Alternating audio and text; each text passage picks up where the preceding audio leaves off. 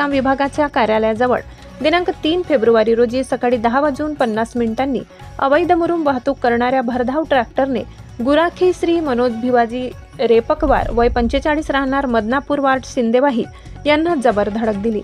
या भीषण अपघातात रेपकवार गंभीर जखमी झाले। अपघातावेळी ट्रॅक्टरमध्ये अवैधरित्या मुरुम भरलेला होता।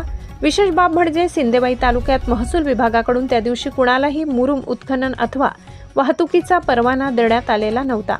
तरी सुद्धा तहसील कार्यालयासमोरूनच अवैध मुरुम वाहतूक सुरू होती। भरधाव वेगामुळे हा अपघात घडल्याची चर्चा परिसरात आहे, अशी माहिती सूत्रांनी दिली।